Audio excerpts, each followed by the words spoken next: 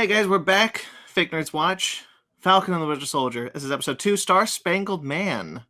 We finally get to meet the new Star-Spangled Man in earnest, John Walker. Oh. Not that one. Not the good one. Oh, no, I was pointing to me. Oh, you. Yes, you're the Star-Spangled Man today, Ryan. That's me. Just for this episode. I'm Brandon T. McClure. With me, as always, is Ben Magnet. Hello. Sparks Witty. And Ryan Eliopoulos. And It's Emma me. Eliopoulos. Emma, special guest Emma the cat. All right, guys, this is episode 2. What do we think about episode 2? I always go first. I'm not going first this time. Take that. I was going to say that I really thought the way that Brandon said episode 2 Star-Spangled Man, it sounded like 2 Star-Spangled Man. Like he's 2 Star-Spangled. 2 Spangled, 2 Man, the sequel like Fast and the Furious. Yeah. I really like this one. I was more critical on it the second time I watched it, but I still like it. But I was definitely more critical in how I thought about it the second time. I still think it's a good episode, though. Right. I think it's good. I'm probably only going to watch all these episodes once just because of time. I'm very glad Disney's doing the thing that they're doing. I hope they go further into it because that's always my thing, is Disney being cowards. I love when they prove me wrong, which is not very often. And WandaVision showed me that, like, hey, they're willing to take chances and make like genre television. And now it's like, hey, they're willing to talk about race in comic book, big mainstream superhero stuff, which no one really likes to talk about. I thought that was fascinating. This episode definitely, it's going to be weird to say, but this one felt like a television show, where WandaVision is, it was a TV show because it's about TV. This one felt like, oh yeah, this is like episode 2 of a TV show. And that's not a bad thing at all. I just noticed like, oh, cool. Like this was the show to make it a actual TV show. Like I'd watch this on ABC. It just got really, really great budget. I thought it was good. Good episode. Ben? I also enjoyed it. One of the things I was a little scared about was Wyatt Russell. Because I mean, I've never seen him in anything else before. This is the first time I've seen him. And even did you not watch Overlord with us? Oh, he was an Overlord, huh? Yeah. It's been a long time. That movie's sadly forgotten by everyone. Yeah, that's fair. I just wanted to be sure you did because I couldn't remember. No, I was there with you guys. Didn't we review it? Yeah, we did. Yeah, we did. I was like, man, what did he play in Overlord? This is the main guy. This is definitely the biggest thing he's ever done. Like this propels him. Yeah. Yeah. So never mind. I retract that statement. I have seen Wyatt Russell in something that was an Overlord, and I really enjoyed Overlord. So I'm pretty sure I really liked him in that movie. I was really scared that this new Captain America was going to be like full of themselves because I don't know much of John Walker in the comic books.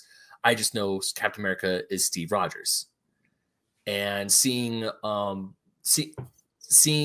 Walker be like, he knows the weight of like how heavy that shield is, metaphorically speaking. So I'm like, okay, so he's a little bit of a dick at the end of the episode, but he's not like totally a dick. He's like, I'm Captain America, suck it all. But he's like, he's a little bit of dick, little bit dickish at the end there. But he's not like I'm the new Captain America, suck it up. Yeah. I loved this episode more so than I loved the first episode. Actually, I love. There's little things I want to say real quickly. First off, it's great that the government were like, we got this new Captain America. Here's toys. Oh yeah, 100%. Here's toys already. We were ready. Toys, and then merchandise. The only time where I've ever had a moment where people are like, "That's Steve's shield. You don't deserve this." The only time I've ever had a moment was when the Star-Spangled Man theme from Captain America: The First Avenger is playing in that marching band. I understand why it's there, but I had the moment I was like, "That's his theme." It's good. That's Steve's theme. It's a good moment, and it's again it calls back to like the propaganda of like the 40s that Steve did. Yeah. And it's not only that, like it's I know what you mean, like it's Steve's theme, but it's also the theme of like Steve's most hated moment when he was being used as a puppet. And this guy loves it, probably. Like he gets to be. Oh, actually, I don't know if that's true. He does have, like you said, Ben, the weight of being Captain America on his shoulders. And again, like you said, Ben, until the very end, this dude seems like someone who has earned the title. If there was something like that, this dude is a military veteran. He's like won the most war medals of all the war veterans. Or he's all by accounts a soldier, and he's really, really good at it. Yeah, yeah. And also, like jumping ahead, one line, like when Bucky and Sam Wilson are walking, and then here after that botched mission in Germany, then they drive up on the Jeep, and Bucky's like, "Have you ever jumped on a grenade?" He's like, "Yeah, 4 times." It's like, Steve did that. It's like, See, and it makes me wonder how much of all of this is fabricated, though, because that's a line where it's like, 4, my guy, you can't be like. Well, he says America. he uses helmets. He uses his helmet, and his helmet is That's padded. what I was going to say. Oh, I didn't. gonna say, Oh, I missed yeah, that. he says I had a helmet. It's reinforced anyway, and he drops it. I'm like, there's a big difference between I jumped on a grenade, Yes, as a person who just is jumping on a grenade, and I jumped on a grenade with a helmet that I knew would protect me from the blast. where I'd be fine. Okay, I missed that part. But it's still him not being like the selfless Captain America. In that like, same, I think that's like, in that same moment, he has the line where he says, "I did the work," and right there is like the entitlement idea that he has about how he should be Captain America. Yeah. On his resume, yes, but a resume is not what makes Captain America Captain America. Well, Right. and I think that they did a really good job with the opening of like using the Star-Spangled Man theme. That whole concept really brings the idea like this is the Steve that wanted to play the government's game, which is not the Steve that we had in the first Avenger. And guys, this is the Cap who's going to go along with the government plan and follow those orders and do it that way. And I think they did a good job of like framing it that way. Mm-hmm. I also think that there's a lot of really dangerous pride in his abilities that's hinted at in John, because we've got that line at the beginning that Hoskins says to him, which is that you can't solve all your problems with punches anymore, which implies that he has always used brute strength before, which is right away against the concept of why Steve was Cap, which is that Steve never had strength before, so he had a respect for it that they're already implying John doesn't. Well, that's the thing. The current administration wouldn't know why Erskine picked Steve. Like that wasn't something that Erskine wrote down. I picked him because he's a scrawny boy and not a bully. Yeah, he just picked him. And again, like that's like when the super soldier serum has been used before, like again with like Abomination, like if they knew that, they probably wouldn't have given it to like a really angry evil soldier man. It is interesting. Like, I mean, the public is aware that Steve was tiny. So there is some kind of concept of like they took this scrawny boy for a reason and turned him into a super soldier. We just don't know exactly what it is. Yeah. But there must be some narrative behind it. I imagine it's that like the everyman can be Captain America. Like even the smallest person with American pride can be our hero. Which inspires everybody, like literally everybody, small and big. Right. We just know that people know that's his history. Yeah. You have a whole museum. But yeah, John is a strong representation, I think, at this moment for the antithesis of that ideology. And very likely, like I've told Brandon and Ryan off the show that I'm confident that John will take the super soldier serum. When they find it, he'll take it. 100%. And he'll take it under the wrong circumstances in the wrong way, wanting to try to prove I'm the best. I'm going to be Captain America. I deserve this. While we're talking on the subject of this, like, we're not going to go beat by beat for episode, but when he does the battle with the Flag Smashers and they're all super soldiers and he loses, that's his first instance of like, oh, I'm not good enough. And I do think that's like the wake up call, like, oh, I'm going to need what they have. And like his morality isn't like Steve, like he will go to this supervillain, the Power Broker, which I can get into in the comments because I'm literally reading all of that shit right now, guys. And it's so good. The Power Broker stuff and how he just like supplies powers to supervillains, and whether the Flag Smashers are supervillains, whether they're a coy for other means. Like I'm so interested in the direction they're taking with the Flag Smashers. Cause like in the comics, they're just a group. And I love that they always do this in Disney, even in Solo, like, the same lady plays Infant's Nest is the start of the rebellion, and I'm very curious if they're going the same route with this. Yeah, my cat's been annoying me. Oh, baby, you do that all the time. I get it. I really like Wyatt Russell as John Walker. I think he's really good in the role, and we've only seen him for an hour, and I think that hour really proved that he's a worthy addition to the MCU, as weird as that sounds, but I think he's really good. But it's really not though, Brandon, because really like besides the movies that are like 3 hours long, you get like an hour and a half, 2 hour movies. Like that's half an entire movie, and you get full character development. Like that's what's great about these TV shows. Like he's very quickly going to have more runtime than a lot of the other MCU characters. Yeah, he throws that shield. He throws that shield so well. Yeah, does. baby. And I'm reading the comics, and Taskmaster had taught him how to do that in the comics. That's if Black Widow would have came out first, that could have happened in the show, maybe. Not anymore. You know, I wonder because Falcon Winter Soldier was supposed to be the second thing, not the well, it was always the second thing, but Black Widow was supposed to be first, and then Falcon Winter Soldier. I do wonder if that was maybe intentional. Oh my god, dude, I would freak out because they are taking so much, and I'm going to get more into it on our regular podcast, the Fake Nerd Podcast. But I'm reading all the Marc Gruenwald Captain America stuff where this ties into, and U.S. Agent and Captain American stuff, and like they're taking so much from it, I can't believe it. And WandaVision, like it's all this is one little era that they're stemming from, and I'm like, if they're going this hard, like I wouldn't put it past them if Taskmaster showed up. Like I'm not betting on it, but like he throws a shield really well for a guy who doesn't have the super soldier serum. Like he had to have been taught that, right? Like, oh yeah. I mean, maybe practice, but like we always assumed that Steve was so good at it because of his serum, because of the serum. Like when he catches it, it doesn't like ruin his arm. Yeah. No, I mean, like I think that part of it is, well, we know that the vibranium's not that heavy. Mm-hmm. Oh, it's true. a lighter material. It's just powerful. But I always, the part of it that I assumed is that Steve was so good with the shield right off the bat because Steve, part of the super soldier serum wasn't just his strength and endurance. It's also that Steve was able to make the calculations for where the shield needed to go. Tactical. To be able to bounce off the right area for it to come back. And that's the part where I go, John's real good at making that thing bounce so it comes back to his arm perfectly. Yeah. And that's the part where I found Steve's super soldier serum would have done it. And I'm kind of just going hands off on like, they just wanted to demonstrate that like, yeah, he can kind of do the stuff Steve can do. I'm not going to think about it too much. I don't have a problem with the like aiming or anything. It is more the strength thing because, you know, we have Hawkeye and Black Widow and they're expert marksmen and stuff. So like, I have no problem with that. But yeah, like he is demonstrating a little bit more stuff. Again, it's the weird thing of like him being he is what like Captain America is in the comics. He is an Olympic level athlete, the best a human being could possibly be. Does that mean he's incredibly strong? I don't really know. I've seen dudes lift real strong things. Like I can't. Yeah. It's a comic book thing, so for me, like that personally doesn't super bother me. It was definitely like there are definitely like he appears from the outside to have the same reflexes that Captain America had when he uses the shield to save Battlestar, for example. You know, when he just throws it on the ground and like immediately Battlestar lands on it.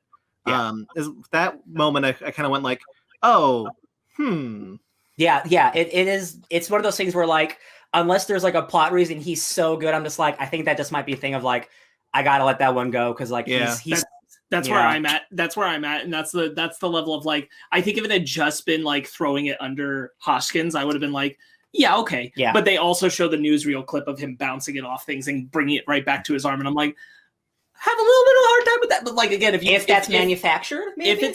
That's true. I don't know. Or if it's that he was trained by Taskmaster to how to throw a shield, I can kind of buy it a little better. We have to stop saying his name because then I'm going to want it too much. No, but my point being like that is the hard part where I just have to kind of go, I'm just going to let that slide because I think that's just being like plot stuff that we have to just move on from, and it doesn't totally make me believe that he could do that right off the bat. Just be great with the shield, but okay, Ryan. Yeah. What if Taskmaster is Mephisto? I don't believe it, but I do believe that the text message that the Flag Smashers got saying "You stole what I have and I'm gonna kill you." That's Mephisto. Oh my God, it's Mephisto confirmed, guys. No, that's definitely the power broker. And this is where I get to go into my awesome theory. That's definitely not going to come true. But has anyone else seen Jessica Jones season 2 yet? Not yet. You did. Okay.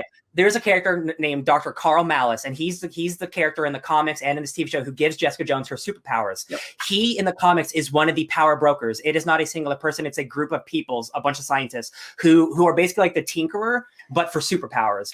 Oh. If they bring that character into this show, one, that'd be dope because it's synergy, but also like all that Defender stuff would just be canon because they bring in the same character who gave Jessica Jones her powers, same company. Not saying that's going to come true, but it's all lining up. And like the power broker, because he was also the person experimenting on Luke Cage. No, the guy from Jones. Oh, Nuke, who is a Captain America supervillain. Oh shit, you guys, this is good stuff. Marvel's the interesting thing, we do have to remember that like, you know, they're clearly, thanks to WandaVision, we know that they're not opposed to bringing in elements that the TV shows have used, but in different ways. The Darkhold, for example, that was a huge plot point, but that's not the same Darkhold that Agatha uses.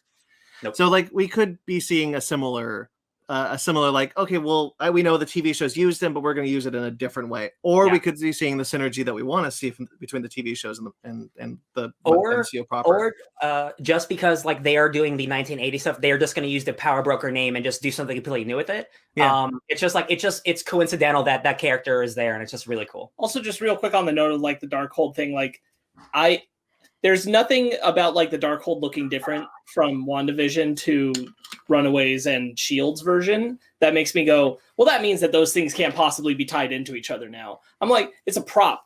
It's a prop that can look different. We've done this before. This happens. Yeah. I can accept that the Darkhold look different, but is the same Darkhold. I mean, Roxxon and Tony Stark in Runaways or whatever. So like, not to get too far into it, but the reason why I say is because the last time I remember the Darkhold, and my memory of Agents of S.H.I.E.L.D. is not as good as it should be for having watched 5 of the seasons. I don't remember the Darkhold coming back out of the dimension that Ghost Rider took it from. The Runaways have it. The Runaways have it? Oh, I didn't watch the season of Runaways, so I only watched it came back around when they battled Elizabeth Hurley's Morgana. Okay. I gotta watch that show. Yeah, and it's consistent between those shows. Right. So that's why, but like again, like they just made a book, you know, like they just made a simple book prop, and obviously MCU was like, well, we're gonna make it look cool. And it's just give it a budget. And the only point I wanted to make is like, you know, a prop is no indication of like, will these things ever tie together or that kind of thing. Right. But I do think like there's an interesting concept of what Ryan's talking about. Like it would be great if that stuff with Nuke in particular was brought, if they're going to tie into the Netflix shows, it'd be great if that Nuke stuff was related to there's so much stuff. Captain America stuff I now realize in that Jessica Jones second season. I'm like, that's so weird. It'd really be cool if like they could use what they built, not knowing that it could turn into something like this. God, that'd be so good. Let's talk about Bucky and Sam. We got banter. I love their interaction. Yeah, I really like them together. I'm really glad that Bucky is regaining his personality that he had in the first Captain America film. Kind of like he's actively trying to become that Bucky Barnes again. And he's actively working towards that. I think that's really cool. I agree. I think in this episode, Bucky came out with a little bit more to chew on than Sam. Sam's kind of just being Sam, but bouncing off of what Bucky's giving him, which isn't which usually is Sam being comical or Sam being grumpy. And there's not a lot more to it there. I think it worked well though, because Bucky is in a place of healing and Sam doesn't realize that. So he's like triggering Bucky a lot and not realizing it. And I'm like, oh man, Sam, you don't even know what you're doing right now. It's so sad. That's what's so great about that scene where that's what's so great about this the therapist scene when he's like, if Steve was wrong about you, that means he was wrong about me. Yeah.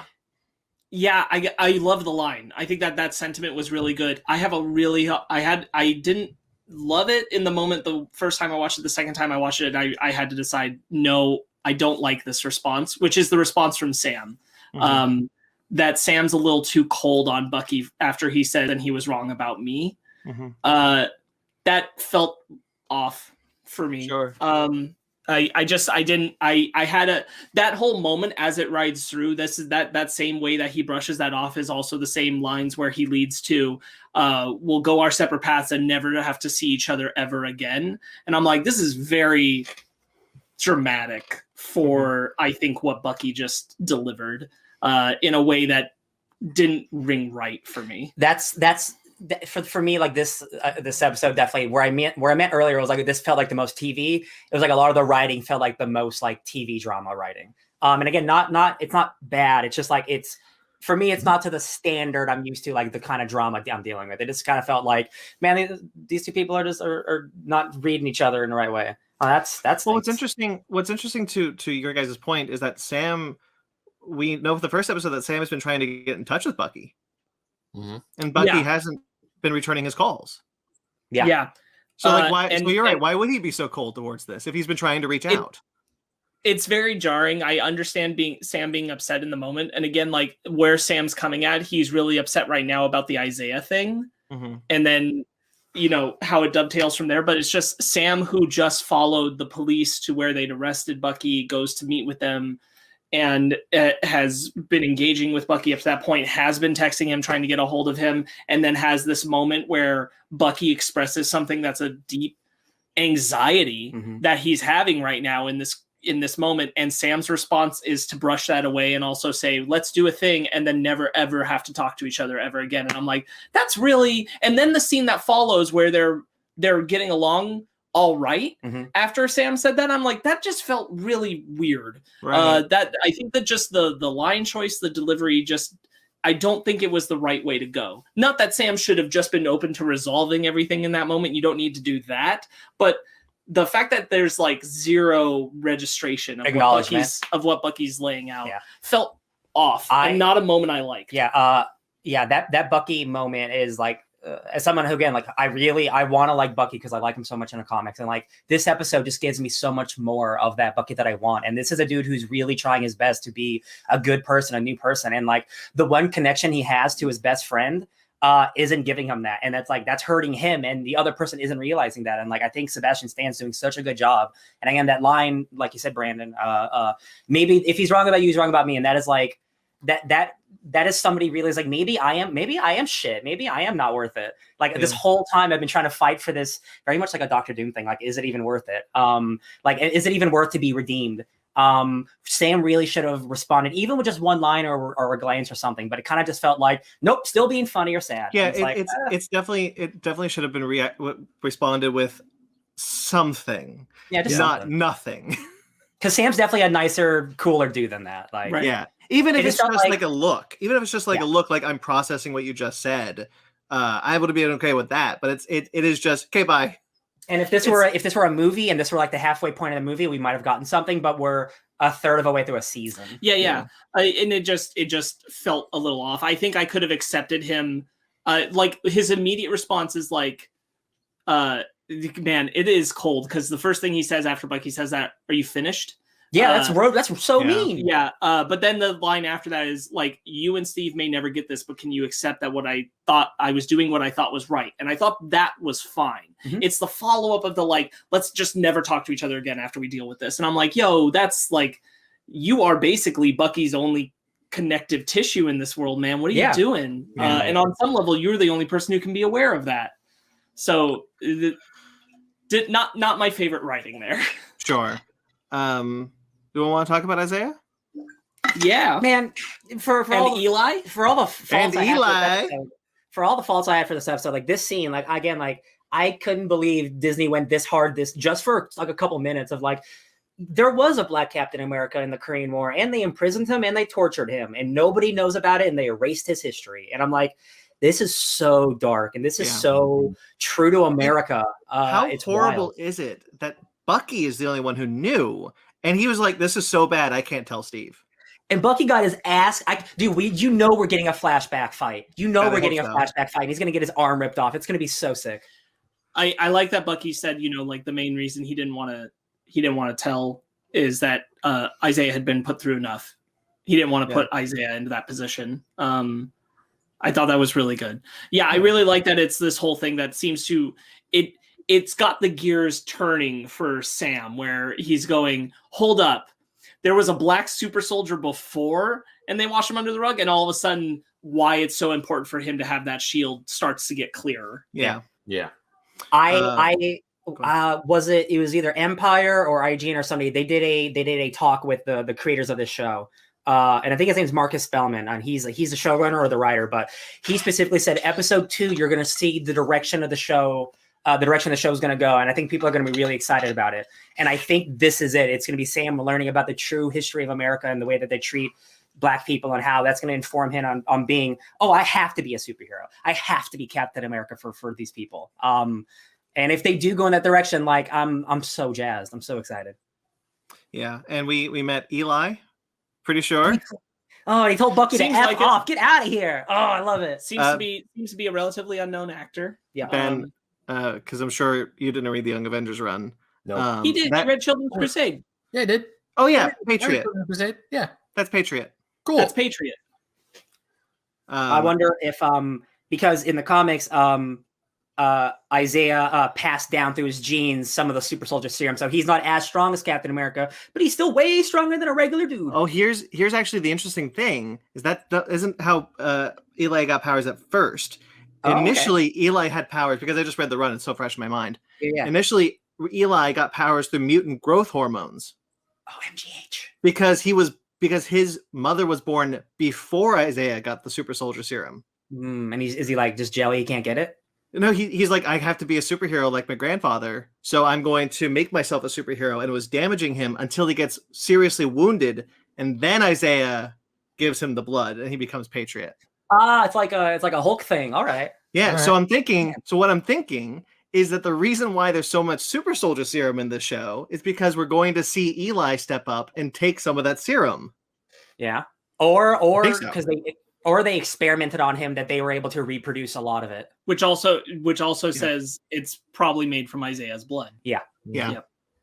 I think there's a lot of okay, first off, I'm now 1,000% sure that we're getting Young Avengers something. And seeing the seeds of just the Alan Heinberg Young Avengers run starting, even just we don't even get like a full body shot of this kid, but everyone's just like, that's got to be Eli, right?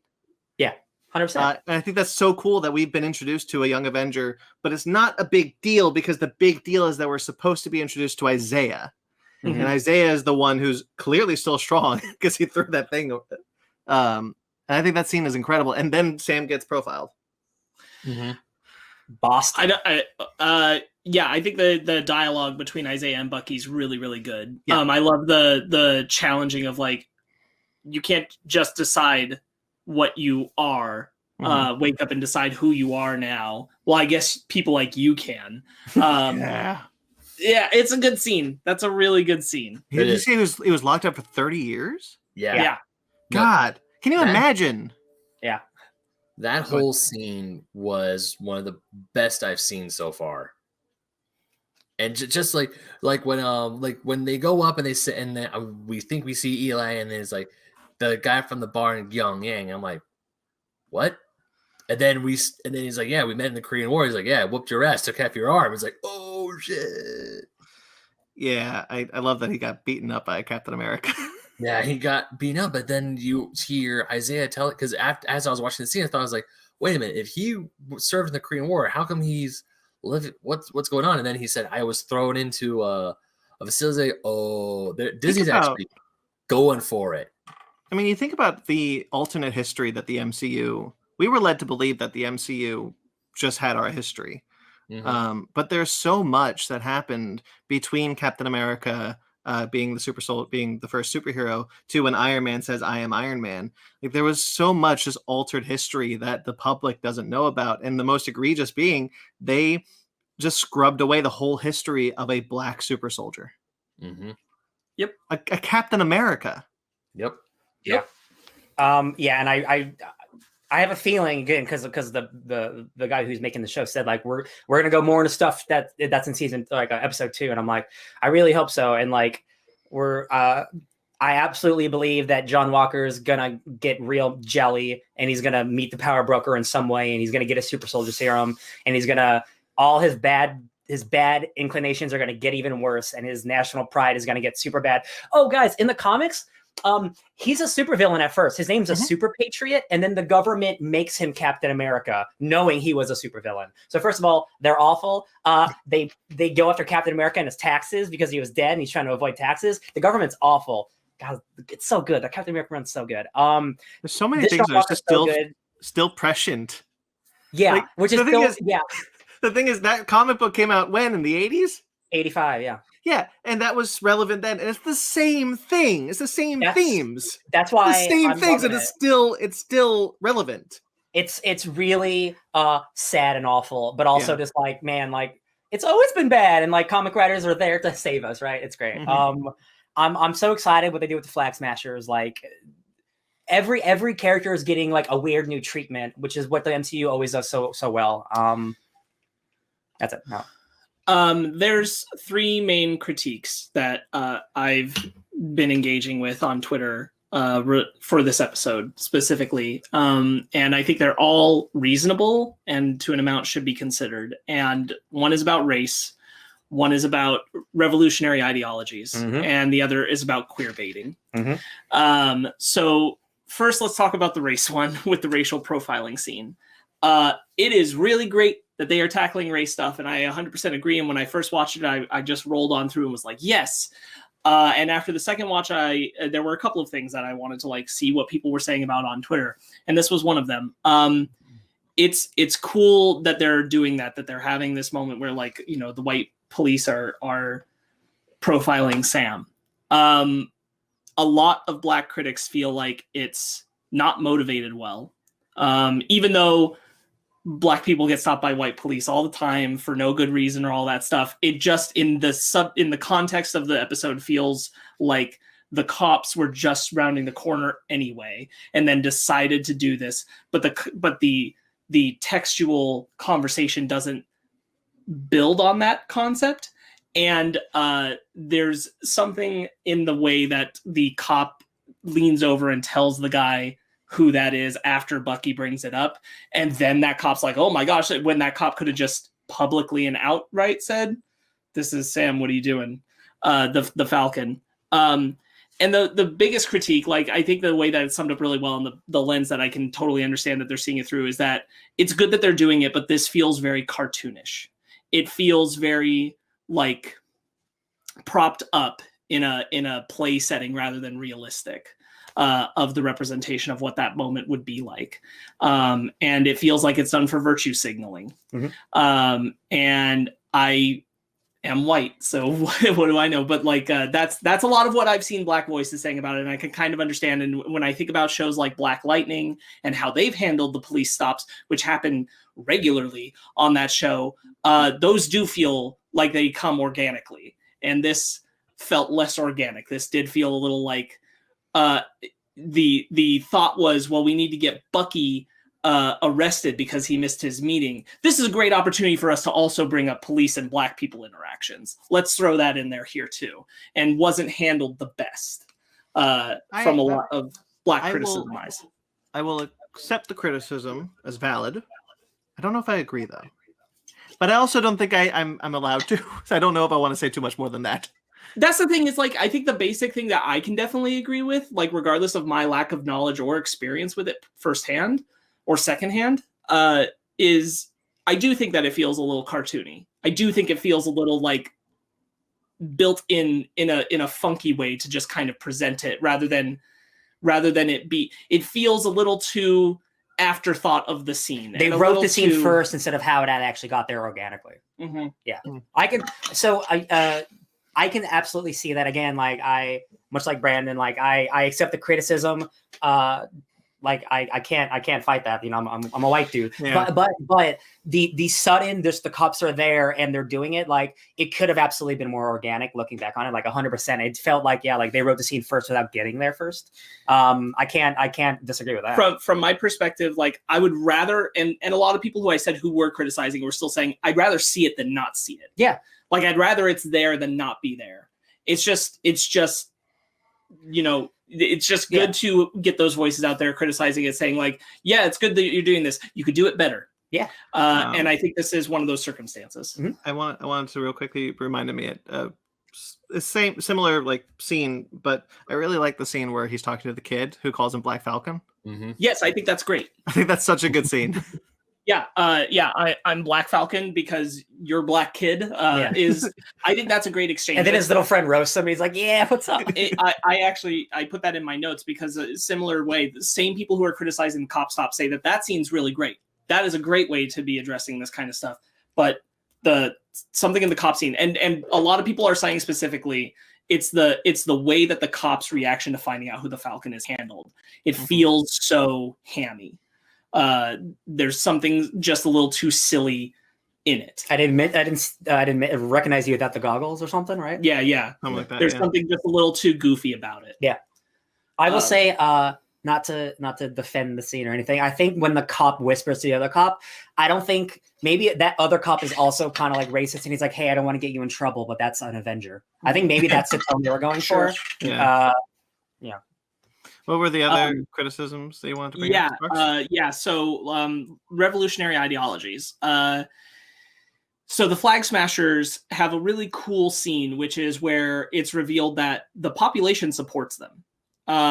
They're welcomed into the home of a person who has set up cots and all this stuff for them. So the people, at least people, what we're implied to see, are with them and are with their concept. And their basic ideology is, and they have a really great line where Carly says this, where she says, "We didn't just come here. We're not doing this so that the people who used to be in power can just be put back in power. The global initiative, whatever it is, I don't have the exact name for it, but what they're talking about when they're in the Jeep, and Sam says, they're covering the damages and how people are kind of filtered back into life after the blip. There's like a government organization for the blip. It's like the global something initiative. The global or general repatriation. There's an R in the middle. I don't remember. Anyway, whatever that is, Carly says they care more about the people who came back than the people who never left. Yeah. Mm-hmm. And I think that that's a really solid ideology to have in there. That is a great tackling concept. A lot of people are nervous that they're still going to turn what seems like now legitimate revolutionary ideology into, well, we have to make it bad because of the bad guys. Yeah. Mm-hmm. And I hope it doesn't go that way. We don't have evidence in this to say it's going to go that way, but having things like the population be so welcoming to them, that kind of thing, it really does mean like you've got to have some real conversations now about what these people who are championing the idea of a world without borders really means, and how are you framing them? If I may, that kind of builds off a theory that I've had, that I think Zemo is going to take over the Flag Smashers in some way, repurpose their mission, and Carly, she's going to join with Sam and Bucky. So her ideology of like no borders, that will be adopted with Sam and Bucky, and so therefore like the world will start to realize that. But Zemo will be repurposed as the bad guy. Yeah, I like that idea a whole lot. That totally makes sense because I actually still think they're going to make Batgirl another Infest Nest, 100%. Yeah, I also think that makes sense, and on some level, that's what a lot of people fear, is because it'll become Carly's ideology, not a group of people who have a belief ideology, and that ideology will be rendered, well, they're terrorists. That's me then. No. What I'm saying is, like, I think your idea makes sense and is good, but in taking Carly only, you see what I'm saying? And Zemo coming in and taking the movement and making it his thing, it's like, well, all these people were based in that ideology of, like, they want to care for the people who are being forgotten by the people who are coming back from the blip. But they're also okay with all the violence that Zemo's bringing, but not Carly. Carly knows what's better, and rather than the people being represented, and that ideology, that movement for these people will ultimately be forgotten in the conversation down the road. The MCU steps in this all the time, though. It does. There's a lot of things, and like movies in general started stepping on this a couple of years ago. Like we're starting with Kingsman, where Valentine kind of had a point, where like these bad guys all of a sudden became these environmentalists, and they were like, ultimately, my goal is to make the world better. I'm just doing it in a way that makes me a bad guy. Yeah. So like the MCU is a huge perpetrator of it. Absolutely. And I think that's why I'm seeing a lot of people concerned about introducing this idea, because you are basically positing in this group. What they're talking about is half the population is being marginalized for the people who came back, and allowing those people who have now returned to take up old mantles at the sacrifice of the people who were always around.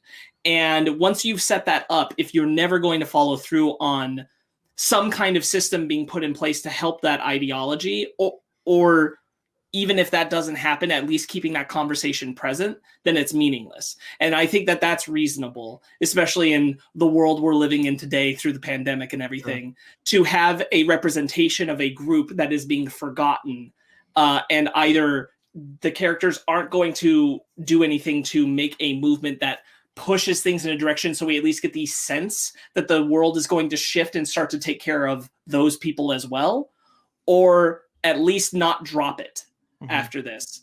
is a little like disheartening. Yeah.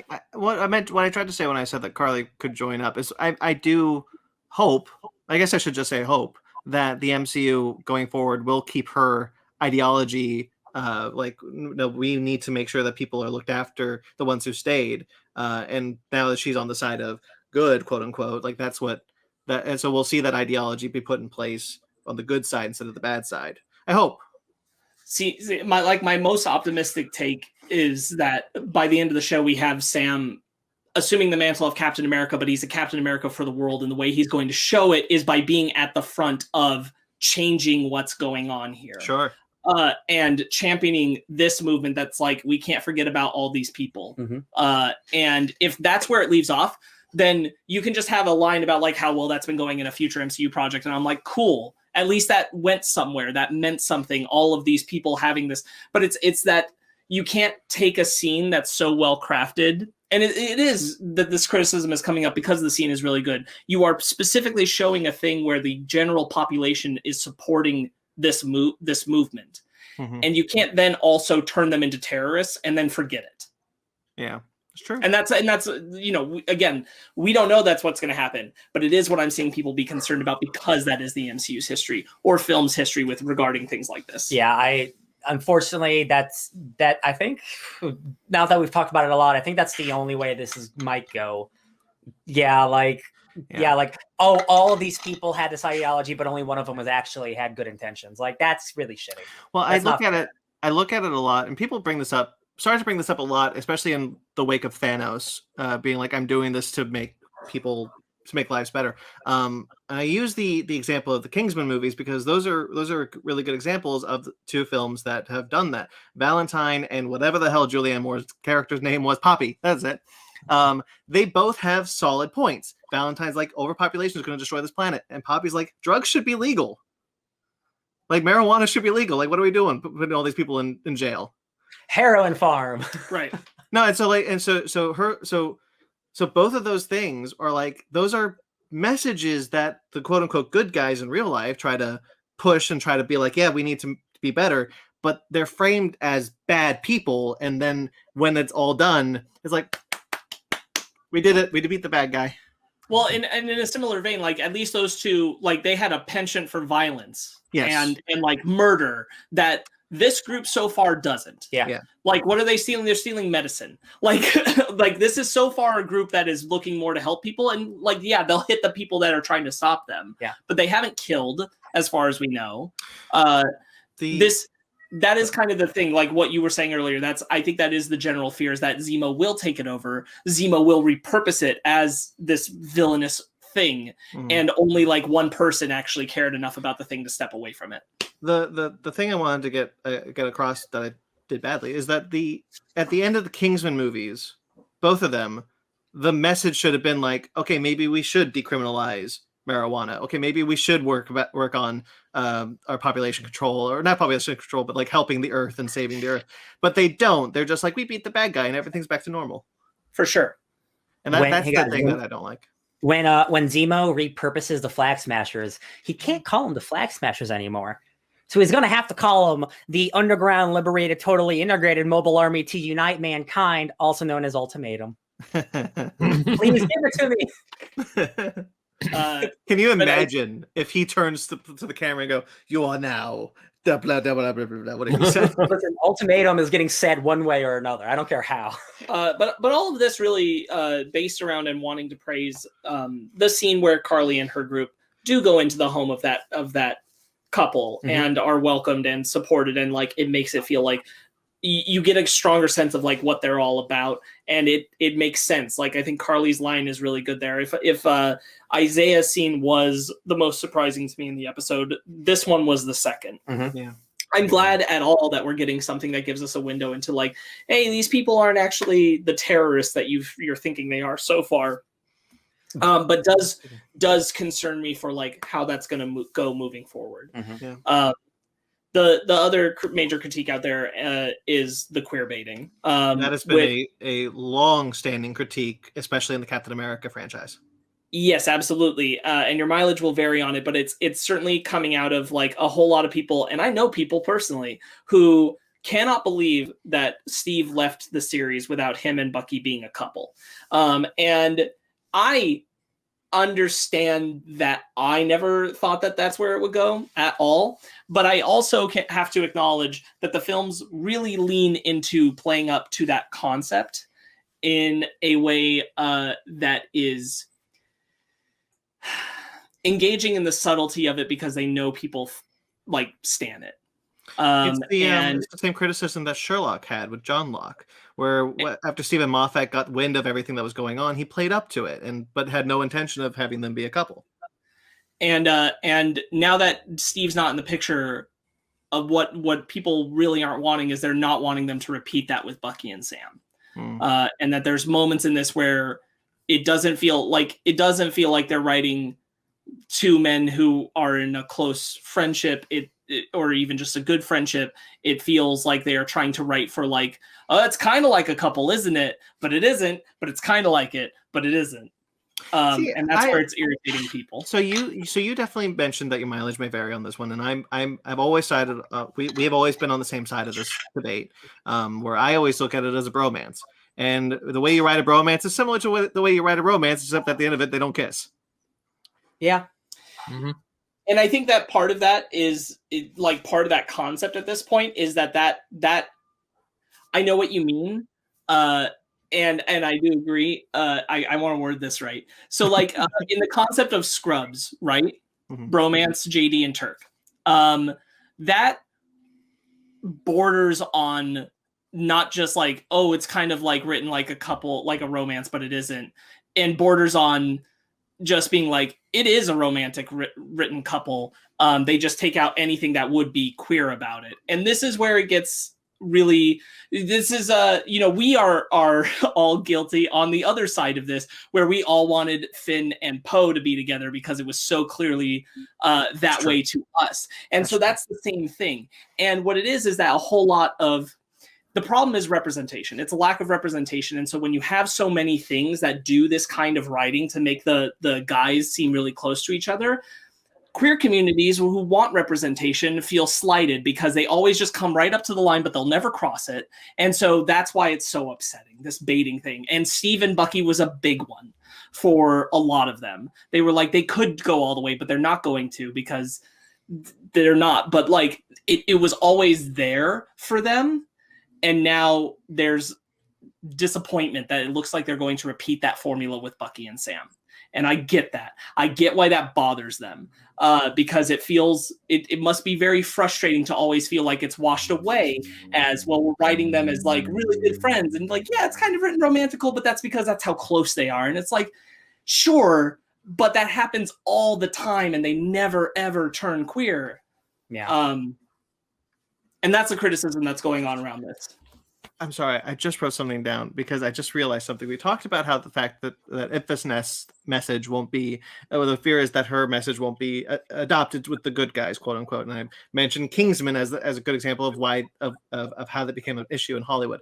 I just realized there's a really great movie in the MCU that does that, and it's Black Panther. Mm-hmm. Yeah. And Black Panther, Killmonger has a point, and yeah. T'Challa knew that he had a point. And says, okay, you know what? He had a point. We're going to do something, not in his way, but we're going to do something about it. That's we mentioned that last week when like the Flag Smashers are like, yeah, like open borders and like, people are forgotten. I'm like, that doesn't sound bad. Where's the problem here? It's when you start hurting people. But again, like we've talked about this episode, they really haven't done anything bad. They just have stopped the people who try to stop them, which of course they would. It's just what I just wanted to bring that up because it's like, Falcon and Winter Soldier has the potential to do what Black Panther did and not what Hollywood has done for the past 15 years. I agree. That's my optimistic, like I said, that's my optimistic take. I'd really like it if not only when Sam becomes Captain America, he's a Captain America for the world, which really branches it even more in a major way. Yeah. In the comics, like when Cap decides to not be Captain America anymore, it is very specifically because the government's like, you're not Captain Earth, you're Captain America. You do what we tell you to do. And he's like, pretty sure I've saved the world like 100,000 times. I'm out of here. And now Steve's kind of like Steve's on the moon or whatever in this incarnation. But It's Sam's definitely going to be Captain America, and I can't wait for the end of the show and the movies announced with him. And the future looks bright. I hope Flag Smashers. You know what I fear? This is my original point that I finally remembered what I was going to do. The Flag Smashers. My biggest fear is that not that they won't, that half of them will turn bad or whatever. Is that when Zemo gets there, they'll all just be killed, and then he'll repurpose their name, so all the good people just won't even exist anymore. That's also a bad reality. Yeah, either way, like the forgetting of that ideology, just writing it out, it would be a bummer. And I really do hope, like, it makes a lot of sense to me that the best way Sam can separate himself as a Captain America from John Walker is to be like, hey, I'm going to spearhead now an effort to help all the people who aren't being helped right now by the global initiative. That's what I'm going to do. And that immediately wins him fans. Now, my question is, I wonder, again, in the comics, like they turn Captain America because Steve comes back into U.S. agent. And there's like dueling, basically Captain America, just one's like super fascist. I'm curious if like the finale, he'll be Captain America and then like there will be dueling Captain Americas, or he'll be U.S. agent. I wonder if U.S. agent is even a thing in the show, because like that's so tied to John Walker. So U.S. agent's shield, from the art that I've seen him most recently, his shield looks like Captain America's shield when he was doing the propaganda bit in the 40s. I don't remember. I haven't looked. That kind of like classic looking shield. It's entirely possible that because he's so upset that he's no longer Captain America anymore, and he's like gone so like, oh my god, I'm Captain America. He like goes into the Smithsonian and destroys the thing and takes his original shield. That's actually a cool idea. I don't know, because like in the comics, Captain America, very much like Superman before Death of Superman, Captain America rocks a black outfit and a black shield for like a year, and it's awesome. It looks sick, and then it's him versus regular looking evil Captain America, and it's like, man, this is just so different. It's wild. I want some of that. I think it's cool. I just want to see dueling shields. I want the two shields to go bing. What if they gave Sam Wilson a Captain America movie? Would it be called Captain versus America, and it'd be against U.S. agent? Oh man, no, it would be called like Captain America, Fate of the Flag or something. Something like Fate of the Shield. Fate of the Shield. It'd be something like that, yeah. I liked Battlestar's inclusion. I did a little research on him after the episode, and he's got a really interesting history just outside of comics, just like because he was initially called Bucky, and then Dwayne McDuffie was like, you can't do that, so they called him Battlestar. I thought that's a really cool inclusion. Yeah, there's a lot of weird things going on, because like there's like 5 Buckys in the comic, and just like they decide this Bucky is just like, it's not the dude's name now, it is it is like the Captain America moniker. So you just have like 5 different Buckys, 5 different Captain Americas. It's a weird era, the 60s and 70s for Cap, let me tell you. But Dwayne McDuffie told his creator, I think it was Marc Gruenwald. Mike Grunwald, that it was like Bucky is a derogatory term for African American people, so you can't do that. So they changed it to Battlestar. Yeah, and I think Battlestar is a way cooler name anyway, so it's pretty cool. I do too. Also, I like Battlestar Galactica, so yes, that's his middle name actually. What's your name, Battlestar? What's your middle name? Galactica. Hoskins. Battlestar Galactica Hoskins. That's That's a really cool name. Lamar Battlestar Galactica Hoskins. Ben, you have anything? You've been a little quiet. You have anything to add before we wrap it up? Nothing as deep as you guys, because I only saw the episode once. I'm like, all right, cool. Can't wait to see. I'm just looking forward to the next episode where they finally sit down with Zemo, because I'm like, damn it, there goes my Zemo theory. There goes my Zemo theory too. It's crazy. He's there in jail. He's just sitting there, and I'm like, Daniel Bruhl's coming back. So I think we all kind of figured like he was gonna get out himself one way or another.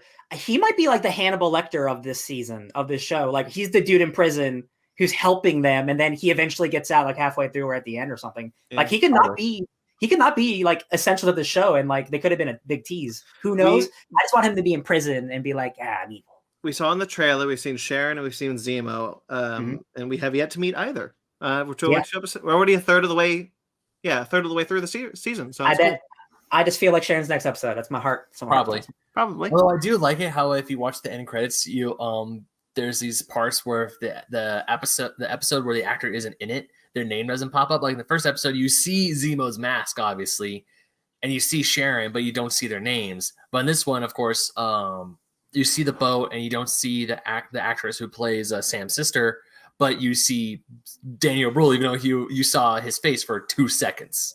The first credits also like it shows stuff for the rest of the season, and it showed like Isaiah Bradley stuff, and I was like, because we were watching the credits and I'm like, that's interesting that they put this in the credits. I wonder if that's just a little tease, and then episode 2 it's there. Speaking of real quickly, Isaiah, do we think Eli's going to play a bigger part in the series, or are we waiting? Probably not. He's going to be there, be support, just setting up. I wouldn't be surprised if we don't see Eli again. Yeah, I wouldn't be surprised either. Wouldn't shock me. Yeah. I hope to see Isaiah again, and I also hope for that flashback fight. I'm just praying for it. You can't. Dude, there's gonna be a sick he's gonna break his arm with the shield or something. I've just been imagining in my head it's gonna be so cool. What do you think his shield looked like? Because he didn't have a vibranium shield. Ooh, it's gonna be ooh. I don't know. Who knows? Because the vibranium shield went down with Steve in the. There was only one. Yeah. I mean, I'll probably have a star in it. That's my guess. It definitely. Well, that's a safe guess, Ryan. It's a safe guess. It's probably gonna have a circle and a star. Yep. It's gotta be red, white, and blue in some way, shape, or form. We should do the Truth Red, White, and Black comic for book club ones. It'd be fun. I like it. They call Bucky the White Wolf. Oh yeah, from the time in Wakanda. Oh yeah, I did like that line. It's like White Panther's it was actually White Wolf. Man, their banter is so funny. I was glad to finally, because I never saw the clip where they do. How do you know about Gandalf? I read The Hobbit in 1937 when it first came out. I was glad to finally see that in its natural form. You saw the thing about that, right? How it's a limited edition book. It was 12,000 copies in 1937. No, 1,200 or something. 1,200. Yeah. Yeah. So they just clearly looked at when did The Hobbit come out? 1937. Great. And it's oh yeah, Bucky had one of the only copies of The Hobbit. That's why I just in my brain I like to imagine he's a hardcore book nerd, and he just never know about it. He stood in line at midnight. He's like, I can't wait for this new book. I didn't know about that. We don't know anything about Bucky, so sure. Yeah, it would have been so hard for him to have that book, or somebody lent it to him. I don't know. You could lend it to a friend. You guys give me stuff. Hey, you know what? Oh, but he said in 37 when it first came out, and he didn't go to war until the 40s. Yeah, he could read it. But he said I read it when it first came out, and it's I don't think you did, but okay. Steve waited in line while Bucky hung out with some chicks. Hey, you know what? The MCU history is clearly not our history. Maybe there were more copies of The Hobbit published in 1937. That's the card you're gonna play? Sure, why not? Yeah, it's totally different. The Hobbit really took off in its original publishing. That's great. But I just like how Bucky's constantly saying they're not wizards. It's like Doctor Strange. He's a sorcerer, not a wizard. He's like There was again listening to that interview with the writer. There was I think it might have been the showrunner. I don't know. They're all involved, but there was a lot of improv between the two actors specifically because during the making of the show and in the writing room, they specifically left certain scenes to just let them improv because they know that they have such a good friendship and a good banter together. Every interview, if you watch together, they're like BFFs and they're hilarious. So there are specific moments during that androids, half of that is all improv. And you can tell specifically because there's one scene and I was like, this is improv where there's a pregnant pause before he's like, well, anyway. And I'm like, yeah. The one where they're counting people? Yeah, or something like that. And then it's like, well, anyway, let's talk about the actual script again. And I'm like, oh yeah, that's absolutely improv right there. I do think their banter works really well. I was cackling at times during this episode. Honestly, I think it's their chemistry works so well for me. I agree. Yeah. Mm-hmm. Can't wait for more. All right. Anything else you want to add, or you think that's it? I'm good. Episode 3. Yep. I just can't wait for more. I hope Red Wing gets better. Got torn in half by a super soldier lady. It's cool that both Bucky and Sam don't have any guns. They don't use any weaponry like they used to. Sam in Civil War used guns machine he guns had submachine guns on his wrists. Yeah, so now he leaves it to Red Wing, who's dead. So now he's got to get a new Falcon buddy. And Bucky, no, you're not. Bucky used to have a pistol all the time, and now he's just using his arm. And then he had when he had Rocket, he had the big ass machine gun thing. Yeah. And, there's a great quote. Do you think he talks to his therapist about the raccoon? I'm sure. So I had a raccoon. He wants my arm really bad. I think it's cute. What was the okay? The thing that I found really funny in the episode is when Bucky jumps out of the plane, and Sam's like, "I filmed all of that." Yeah. I thought that was really funny. Or when Bucky is in the warehouse before they go to the trailer, and then Red Wing's there, he's like trying to swat him away like he's a fly, and he's like, "Oh, don't do that." That was funny, but not as funny. Yes, Sparks, what are you gonna say? So John Walker reveals that they track them. They look into Falcon's stuff so that they can track where he is. And he's like, "Yeah, man, we just really need to team up." And I think Sam has a great point where he's like, we're free agents. It actually doesn't make a ton of sense to team up with you. You have too many restrictions. Stay the hell out of my way, dude. Yeah. The Captain America and Battlestar, they are a much better team than the current heroes because our current heroes, aren't BFFs. But like the new Captain America and Bucky have great rapport, and they're good teammates, even though they're not better fighters. It is weird, right? How much the world already loves him as Cap. No, dude, the America I live in, absolutely not. Like the people, I guess that's especially true. Not the world. I shouldn't have said the world. Sorry, especially the nationalists like Captain America who has a gun. Like, oh god, going to football stadiums, that is they eat it up. But worldwide, I probably not. I think probably worldwide because Captain America was such a worldwide figure in Steve Rogers was, told the government to suck it. Mm-hmm. After Civil War, and even in Winter Soldier. So this Captain America playing ball, I'm sure that America's yeah, we got one. We got one of ours. His hometown at the football place I used to play high school football in. If anyone's gonna love him, it's the place that he grew up in. And again, he is another military guy, and Americans love the military, and he is the perfect Captain America for a new generation. Bad warts and all. He's a little aggressive. I would like to know what the other Avengers think about it, honestly. I don't think we're going to get into it, but I would like to know. Yeah. That was the thing, is I tried to picture him trying to be on the team and everyone just not liking him. Guys, so if you want any more of that, you should read West Coast Avengers number 45 because the U.S. agent is the government liaison to the Avengers. So he gets sent to the Avengers mansion, and everyone's like, "Who the hell is this guy?" And this new Captain America's like, "What's up? I'm the leader now." And everyone's like, "This guy sucks." Mockingbird's the only one listen, we can't fight the government. He's on the team, and he's like, "Yo, Toots, you right." And everyone's like, "Oh my god." It's really good. By the way, I did just realize there's probably no official Avengers team right now. No, probably not. Because technically there hasn't been since Civil War. Civil War, they disbanded and they teamed up to fight Thanos, but it's not like we're the Avengers again. Man. Well, there were still Avengers. They just lost half their roster. Oh, yeah. True. That's what Tony said. Tony was still doing things out of the compound. Still had his connections with others, but not the.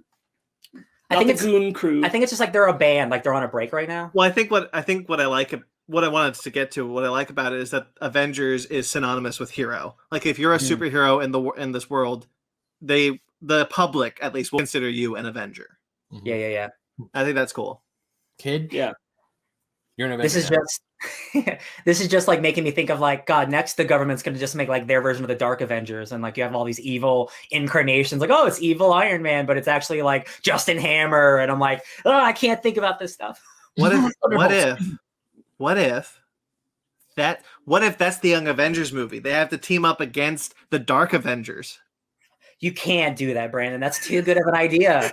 I'm also reading Armor Wars right now, and like Scott Lang and Justin Hammer and all these people who are right now in the MCU, and I'm oh my god, Justin Hammer and Scott Lang are showing up in Armor Wars. There's no way they're not. It's Hey Marvel, my number is 555-0345.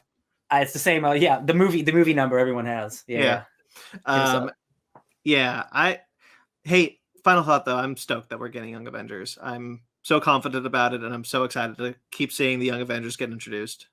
Yeah, every year we get one new guy, and the next year we're getting This year, Doctor Strange. We get a bunch new guys. Is Doctor Strange this year? Doctor Strange is next year, but we're getting Hawkeye too this year.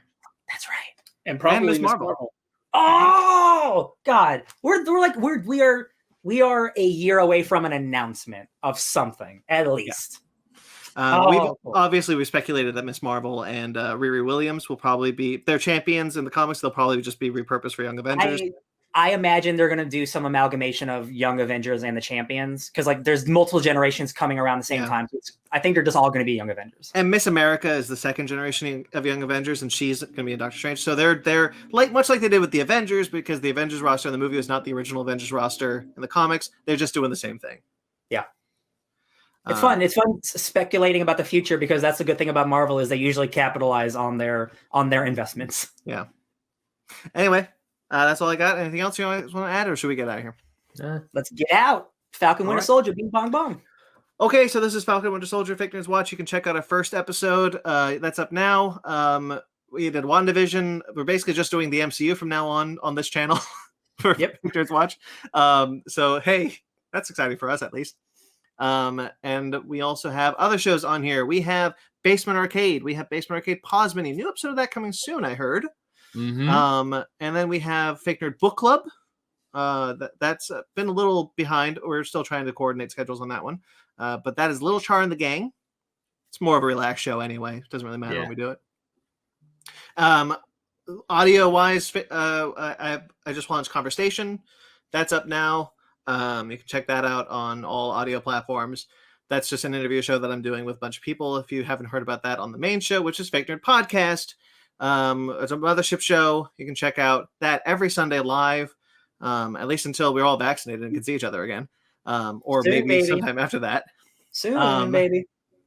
And you can check that show out. We just did, because this is probably going out tomorrow, we just did Invincible. We compared the first 3 episodes of the Invincible TV series with the comic book, the first volume of the comic book. So check out all that stuff. We got a lot of cool stuff. We do a lot. We love it. Hope you guys love it too. Fake Nerd Podcast at Twitter, Instagram, Facebook, fakenerdguys@gmail.com. fakenerdpodcast.com is our website where you can find everything. I'm at BT McClure on Instagram and Twitter. Ben? You can find me at BenMagnet27 on Instagram and Twitter. Sparks? You can find me at SparksWitty on Instagram and Twitter, and I want to give a shout out to our friend John Radley, who watches the show and messaged me after our last episode and was like, "You're absolutely right. He is My Name is Earling his way through things, and Sam is Crabman." Crabman! I didn't even hear the Crabman part. I didn't either. Ryan? DJ Tony Snark everywhere. All right. Until next time we see us, stay fake nerds.